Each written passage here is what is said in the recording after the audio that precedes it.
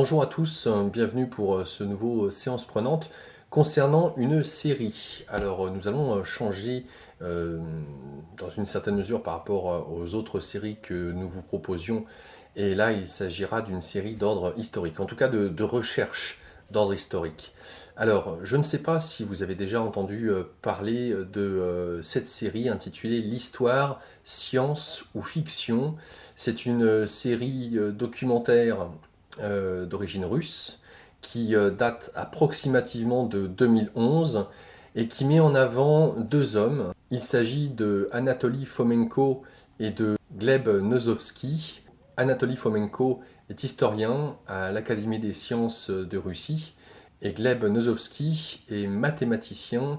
Et ces deux hommes ont eu l'occasion de s'associer pour essayer de voir comment on peut, à travers l'histoire, en tirer des formules ou des modules mathématiques. Alors je vais essayer de vous expliquer ce qui n'est pas forcément évident. Déjà dans les premiers numéros, ils mettent en avant aujourd'hui, d'un point de vue historique, qu'est-ce qui nous permet de dater tel événement, tel objet. Et c'est assez surprenant parce qu'on revient sur des bases des fondamentaux. Très peu de personnes, finalement, quand on va dans des musées, moi au préalable, eh bien, j'y allais sans vraiment saisir comment on peut dire que telle statue date de telle période, de telle époque, sachant que le carbone 14 ne date aucunement la pierre, les objets. Le carbone 14 ne peut dater qu'une infime partie des objets, dans le sens où il faut des produits, pardon, il ne faut pas tant des produits, il faut des tissus organiques. Alors organiques, donc végétal ou animal, mais aucunement des pierres.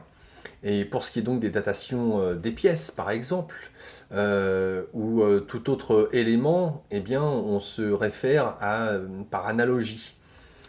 Ou alors, il s'agit de pouvoir aborder non pas tant le domaine de l'histoire comme une science aujourd'hui, mais avec, j'allais dire, des comparaisons qui sont hâtives, voire très douteuses. Alors, ces deux hommes, notamment sur les travaux de,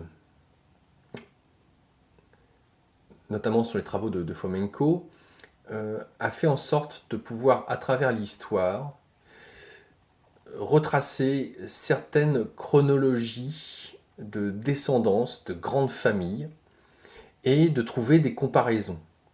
C'est-à-dire que différentes familles, en tout cas donc par rapport au nom de différentes familles, eh bien ces dernières, quand on regarde leur arbre généalogique, eh bien on peut y retrouver les mêmes nombres de personnes, enfants, petits-enfants, les différentes variantes qu'il peut y avoir comme ça dans les deux ne se réfèrent qu'à les noms qui changent, mais une totale cohérence dans finalement la chronologie de l'arbre généalogique des personnes.